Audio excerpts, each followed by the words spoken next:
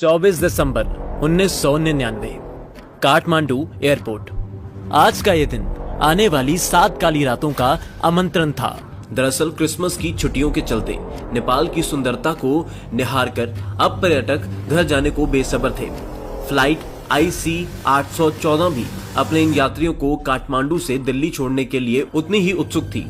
देखते ही देखते 176 लोग फ्लाइट में चढ़ जाते हैं। ये सभी तो फ्लाइट में चढ़ जाते हैं, लेकिन एयरपोर्ट पे कुछ अजीब सी चीजें घटती हैं जो इन सभी की आंखों से चूक जाती है।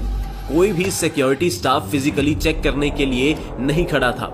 लगेज स्कैन करने वाली 2 में से एक एक्सरे मशीन खराब पड़ी थी और फ्लाइट IC 814 को काठमांडू एयरपोर्ट पे लैंड होने के आधे घंटे के अंदर ही फटाफट वापस उड़ा दिया जाता है, मानो जैसे जल्दबाजी में कुछ छुपाया जा रहा था।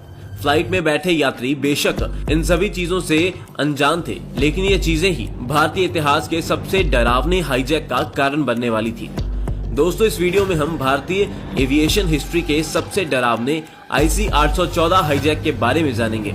हम जानेंगे कि कैसे पाकिस्तान के आतंकियों ने 2 घंटे के सफर को 7 दर्दनाक रातों में बदल दिया। साथ ही इन आतंकियों ने भारत सरकार से कौन सी ऐसी डिमांड्स पूरी करवाई जिसका खामियाजा हमें पुलवामा और उरी अटैक के रूप में आज तक भुगतना पड़ रहा है, और भारत सरकार की वो कौन सी गलतियां थी जिस कारण उन्हें इन आतंकियों की शर्तों के आगे झुकना पड़ा।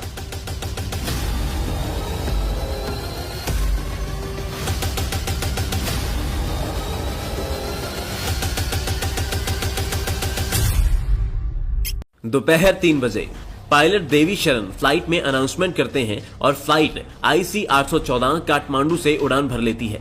धीरे धीरे ये फ्लाइट 30,000 फीट की ऊंचाई पे पहुंच जाती है और ये सारे यात्री नेपाल की इन वादियों को चीरती आ रही सूरज की किरणों को देख मंत्रमुग्ध हो रहे थे। सभी यात्री अपने इस आरामदायक सफर के कारण सुस्ती में बैठे थे और इन सभी के बीच फ्लाइट में अलग अलग सीट पे बैठे 5 आदमी कुछ आंख फिरोली सी करने लगते हैं।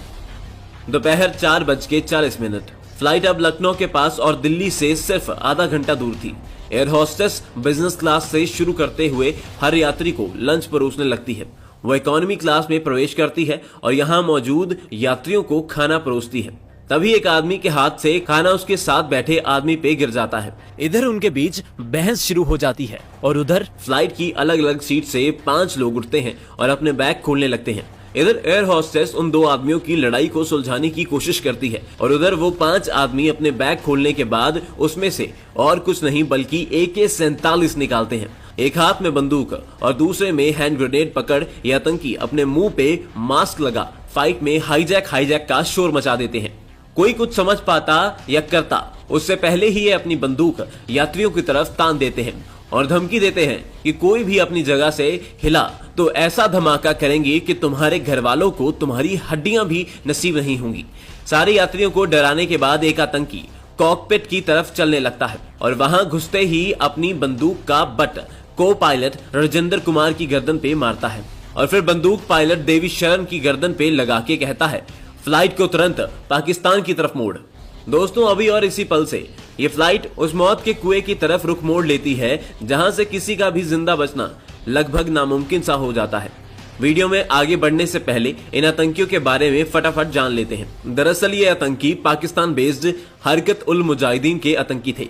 इस संगठन का जन्म 1985 में हुआ था और इसका मुख्य काम कश्मीर में उग्रवादियों को ट्रेनिंग और फंडिंग करने के साथ कश्मीर में आतंक फैलाने का है, ताकि कश्मीर में अशांति की आग लगातार जलती रहे। इस संगठन ने 1994 से 1999 तक हमारे 100 से भी ज्यादा फौजी भाइयों का खून बहाया था और इसी कारण इस संगठन के कई खूंखार आतंकी फौज ने कश्मीर में गिरफ्तार कर रखे थे। आज ये आतंकी अपने इन्हीं साथियों को जेल से निकलवाने के लिए हाईजैकिंग करके बैठे थे और मेन आतंकी जिसे ये छुड़वाना चाहते थे उसका नाम था मौलाना मसूद अजहर। अजहर वही आतंकी है जिसने भारत को दुनिया के नक्शे से मिटाने की धमकी खुलेआम दे रखी थी। दोस्तों, इन हाईजैकर्स के नाम है SA काजी उर्फ बर्गर, शाहिद अख्तर सईद उर्फ डॉक्टर, शाकिर उर्फ शंकर, जहूर मिस्त्री उर्फ भोला और इनका चीफ इब्राहिम अख्तर जो अजहर का भी भाई था। अब आतंकियों का चीफ इब्राहिम अख्तर कॉकपिट में घुस जैसे ही पायलट शरण को फ्लाइट पाकिस्तान की तरफ मोड़ने को कहता है, उसी पल से फ्लाइट लखनऊ से पाकिस्तान की तरफ रुख कर लेती है और ये खबर अब इंडियन एटीसी यानी एयर ट्रैफिक कंट्रोल तक भी पहुंच जाती है। एटीसी में ये खबर सुन भगदड़ मच जाती है और वो बिना कोई देरी किए इस खबर को दिल्ली में सेंट्रल गवर्नमेंट के क्राइसिस मैनेजमेंट ग्रुप तक भी पहुंचा देते हैं। लेकिन क्राइसिस मैनेजमेंट ग्रुप इस सिचुएशन की गंभीरता को नहीं समझ पाता और उनकी तैयारियों में इतनी कमियां थी कि वो सब कुछ देख आप दंग रह जाएंगे। शाम 6:44। फ्लाइट पाकिस्तान की तरफ जा रही थी और शरण अपनी चतुराई का इस्तेमाल कर आतंकियों से कहते हैं कि फ्यूल बहुत कम है और अगर हमने अभी रिफ्यूल नहीं किया तो तुम अपनी मांगे मनवाना तो दूर कभी पाकिस्तान भी नहीं पहुंच पाओगे। शरण का तर्क सुन आतंकी भी मजबूर हो जाते हैं और फ्लाइट को अमृतसर में उतार दिया जाता है। शरण ये खबर इंडियन एटीसी को भी बता देते हैं और यहाँ से ये खबर क्राइसिस मैनेजमेंट ग्रुप के हेड प्रभात कुमार को भी बता दी जाती है।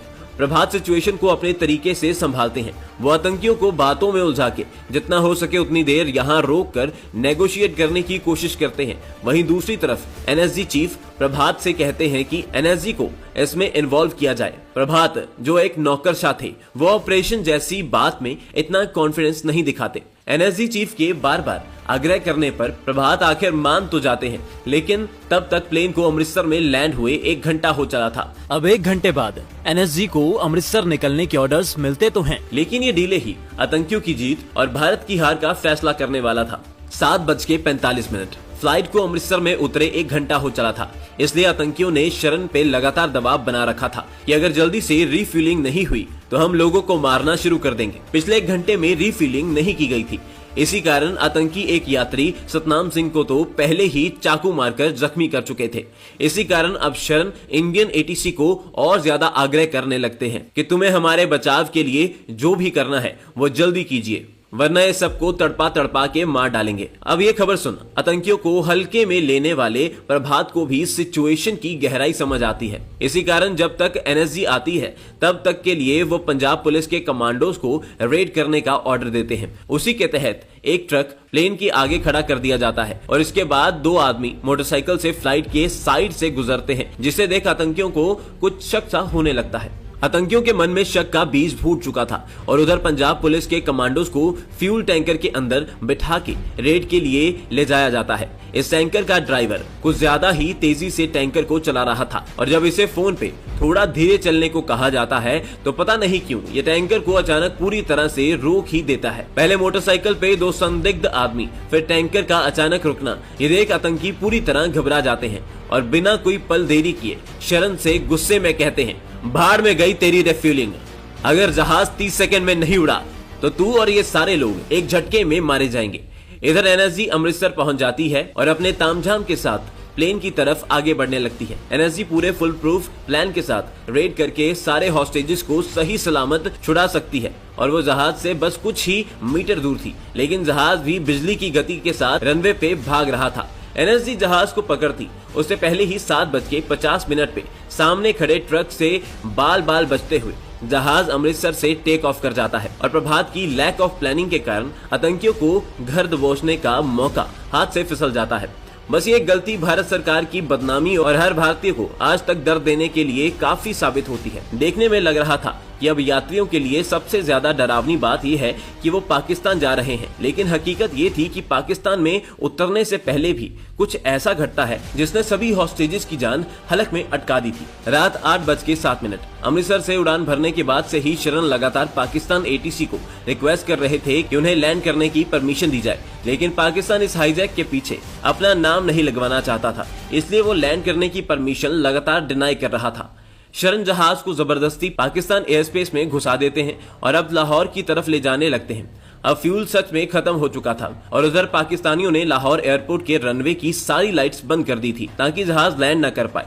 अब शरण के सामने 2 ऑप्शन थे, या तो फ्यूल खत्म होने पर अपनी मौत को स्वीकार करे या फिर थोड़ी हिम्मत दिखा जहाज को कहीं लैंड करा दे। शुरू से यात्रियों की फिक्र करने वाले शरण दूसरा विकल्प चुनते हैं। उन्हें दूर से एक हाईवे की लाइट दिखती है और वो जहाज को उस पर उतारने लगते हैं। साथ ही वो पाकिस्तानी एटीसी को मैसेज भेजते रहते हैं कि हम क्रैश लैंड कर जाएंगे। जब पाकिस्तानियों को लगता है बात सच में बिगड़ सकती है। तो वो फाइनली रनवे की लाइट्स ऑन कर देते हैं और शरण हाईवे पे मौजूद गाड़ियों पे टकराने से एक ही पल पहले जहाज को फिर हवा में उड़ा देते हैं और अंत में लाहौर एयरपोर्ट पे जहाज उतर जाता है। पाकिस्तान खुद की अच्छी छवि दिखाने के लिए तुरंत जहाज को कमांडो से घेर लेता है और आतंकियों से कहता है कि कम से कम बुजुर्गों और बच्चों को तो रिहा कर दो। दूसरी तरफ अटल बिहारी वाजपेयी अपने ऑफिसर्स की लापरवाही से बेहद मायूस थे और इस बार वो बिना कोई देरी किए पाकिस्तान में मौजूद इंडियन हाई कमिश्नर जी पार्थसारथी को तुरंत नेगोशिएट करने के लिए कहते हैं। मगर पाकिस्तान भारत को कष्ट पहुंचाने में कोई कसर नहीं छोड़ता, क्योंकि पार्थसारथी ने पाकिस्तानियों से हेलीकॉप्टर की मांग की थी ताकि वो फटाफट लाहौर पहुंच जाए, लेकिन उन्हें ये हेलीकॉप्टर 3 घंटे बाद जाके मिला था और आतंकियों को पाकिस्तान से दुबई उड़ान भरने के लिए इतना समय काफी था। 25 दिसंबर सुबह 3 बजे लाहौर में 3 घंटे रिफ्यूलिंग करके जहाज अब अल मिन्हद एयरवेज पे लैंड कर जाता है और दुबई के साथ अच्छे रिश्ते होने के कारण भारत उम्मीद कर रहा था कि शायद उन्हें कमांडो स्ट्राइक करने का मौका मिल जाए, लेकिन दुबई की हुकूमत इसके लिए साफ इनकार कर देती है। दूसरी तरफ जहाज के अंदर यात्रियों की हालत भी कुछ ठीक नहीं थी। पिछले 24 घंटे से आतंकियों ने उन्हें अपनी जगह से हिलने तक नहीं दिया था, किसी ने कुछ खाया नहीं था और इन सबके ऊपर इस समय तक आतंकी एक और यात्री रूबिन कत्याल के पेट में चाकू गोद चुके थे। इसी कारण पूरे जहाज में खून की बदबू फैली हुई थी। भारत सरकार की इज्जत भी फंदे पे लटकी हुई थी, क्योंकि अगर हॉस्टेजेस मारे गए तो सरकार कैसे मुंह दिखाएगी, इसलिए भारत सरकार लगातार यूएई पे डिप्लोमेटिक दबाव बना रही थी। इसी के चलते दुबई की हुकूमत फाइनली 27 हॉस्टेजेस को आतंकियों के चुंगल से आजाद करवा लेती है। एक तरफ इस खबर से हर भारतीय खुश होता है और भारत सरकार को चैन की सांस लेती है कि आतंकी अब इस जहाज को और कोई नहीं बल्कि तालिबान कंट्रोल्ड अफगानिस्तान में ले जाने का फैसला कर लेते हैं। इस खबर ने हर भारतवासी के चेहरे का रंग एक झटके में उड़ा दिया और इंडिया में ऑफिसर्स भी जल्दबाजी में हाथ पैर मारने लगते हैं। दरअसल उस समय अफगानिस्तान और कुछ नहीं बल्कि धरती पे आतंकवादियों के लिए जन्नत समझा जाता था, जहां यूएसए का टिकना भी मुश्किल होता था। अब इस हाईजैक के वो पल शुरू होने वाले थे जिनका अंदाजा बुरे सपनों में भी लगाना थोड़ा मुश्किल होता है। 26 दिसंबर सुबह 8 बजे इंडियन गवर्नमेंट की लाख कोशिश के बाद भी दुबई से यह जहाज उड़ान भर लेता है और कंधार में लैंड कर जाता है। यहाँ से वो 5 दिन शुरू होते हैं जो यात्रियों के लिए मौत से भी बदतर साबित होते हैं। सबसे पहले तो कंधार में जहाज के उतरते ही उसे चारों तरफ से तालिबानी आतंकवादी घेर लेते हैं। वो रॉकेट लॉन्चर, आर्म्ड आतंकियों के अलावा टैंक्स तक इस जहाज के इर्द गिर्द लगा देते हैं। तालिबान का संदेश साफ था कि अगर भारतीय कमांडोज ने ऑपरेशन करने की हल्की भी कोशिश की तो उनका सामना आतंकियों से नहीं बल्कि पूरी एक फौज से होगा। ऑपरेशन का विकल्प पूरी तरह खारिज करने के बाद अब इंडियन गवर्नमेंट नेगोशिएट करना ही सही समझती है और इसके लिए भारत सरकार के सबसे बेस्ट 4 ऑफिसर्स को चुना जाता है और इसका नेतृत्व अजीत डोभाल कर रहे थे। कंधार पहुंचते ही डोभाल इन आतंकियों की डिमांड सुनते हैं तो उनके पैरों तले मानो धरती ही खिसक जाती है। आतंकियों ने पूरे 1650 करोड़ रुपए के साथ 1 या 2 नहीं बल्कि भारतीय जेलों में बंद 36 खूंखार आतंकियों की रिहाई की मांग रखी थी। ये ऐसी डिमांड्स थी जो भारत सरकार चाह के भी पूरी नहीं कर सकती थी।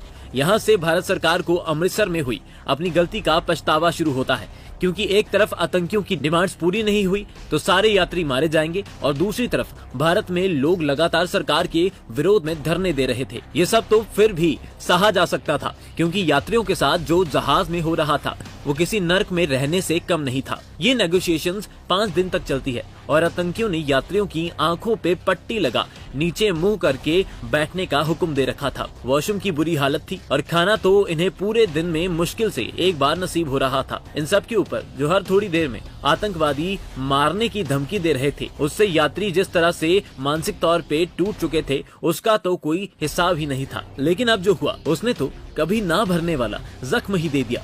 दरअसल हर बढ़ते दिन के साथ सरकार पे दबाव बढ़ता जा रहा था और इसी कारण कंधार में मौजूद डोभाल को भी फटाफट इस समस्या से निजात पाने को भी कहा जाता है। कूटनीति के बादशाह कहे जाने वाले डोभाल कैसे भी कर आतंकियों को 36 नहीं बल्कि 3 आतंकियों की रिहाई के बदले यात्रियों को छोड़ने के लिए मना लेते हैं। अब फाइनली नेगोशिएशंस एक नतीजे पे पहुंच जाती है, लेकिन उस समय किसी को अंदाजा नहीं था ये तीनों आतंकियों को रिहा करना भारत को आज तक एक कांटे की तरह चुभेगा। ये तीनों आतंकी अहमद उमार सईद शेख, मुश्ताक अहमद जरगर और मौलाना मसूद अजहर थे। अगर बात करें कि इन्हें आखिर गिरफ्तार ही क्यों किया गया था, तो अहमद उमार ने तो 1994 में 4 फॉरेन टूरिस्ट को दिल्ली में किडनैप कर सरकार से अपनी आतंकी साथियों को छुड़वाने की कोशिश की थी, लेकिन इसकी ये कोशिश नाकामयाब रही थी और तब से ये जेल में सड़ रहा था। मुश्ताक की बात करें तो उसने काफी कम समय में करीब 30 लोगों की हत्या की थी, जिसमें कुछ हाई रैंकिंग ऑफिशियल्स भी शामिल थे। वही मसूद अजहर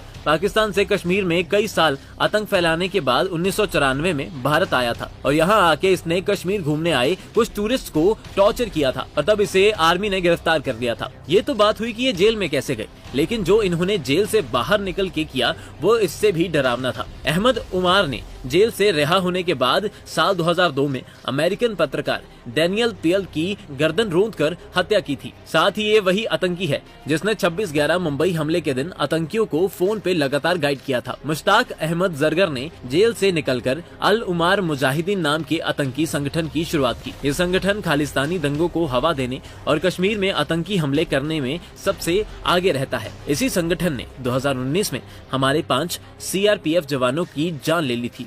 इसी दहशत के चलते 2022 में भारत सरकार ने जरगर को वांटेड टेररिस्ट की सूची में डाल दिया था। ये सब कम थे कि मौलाना मसूद अजहर ने तो जेल से निकल भारत को खून के आंसू रुलाने की ही कसम खा ली थी। सबसे पहले वो साल 2000 में जैश-ए-मोहम्मद आतंकी संगठन को जन्म देता है और फिर अजहर के नेतृत्व में ही जैश-ए-मोहम्मद ने 14 लोगों को मारने वाले 2001 के पार्लियामेंट अटैक, 40 CRPF जवानों को मारने वाला 2016 का उरी अटैक, 2019 में 17 फौजियों को मारने वाला पुलवामा अटैक और इन सब के ऊपर 174 लोगों की जान लेने वाला 26/11 को अंजाम दिया। फाइनली 31 दिसंबर 1999 को तीनों आतंकियों को पाकिस्तान बॉर्डर पे छोड़ दिया जाता है और उधर सारे यात्रियों को भी आजाद कर दिया जाता है। सबसे हैरान करने वाली बात ये थी कि पांचों आतंकियों को भारत के हवाले करने की जगह तालिबान के आतंकवादी इन्हें पाकिस्तान के क्वेटा शहर में छोड़कर आते हैं और इससे साफ हो जाता है कि पाकिस्तान ही इस हाईजैकिंग के पीछे था। हाईजैकिंग के कुछ सालों बाद अजीत डोभाल ने भी खुलासा किया कि वो ISI की ही सपोर्ट थी, जिसके कारण ये आतंकी अपना मकसद पूरा कर पाए। दोस्तों, कुछ इस तरह हमारी सरकार की कमजोर तैयारियों के कारण हमें आतंकियों के सामने झुकना पड़ा, लेकिन इस हाईजैक से एक बात ये बेहतर हुई कि इसके बाद आज तक भारत की कोई भी फ्लाइट हाईजैक नहीं हुई है और इन 5 आतंकियों का चीफ इब्राहिम अख्तर भी साल 2022 में पाकिस्तान में अज्ञात लोगों के द्वारा मौत के घाट उतार दिया गया था। दोस्त, 1994 में ही जब ये आतंकवादी पकड़े गए थे तभी मौत के घाट उतार देना चाहिए था, ताकि हाईजैक जैसी कोई प्रॉब्लम ही नहीं आती, या फिर उनको जेल में बंद रखना ही सही नहीं। और कैसे इतनी सारी प्लानिंग के बावजूद भी जरूर चेक कीजिएगा। जय हिंद।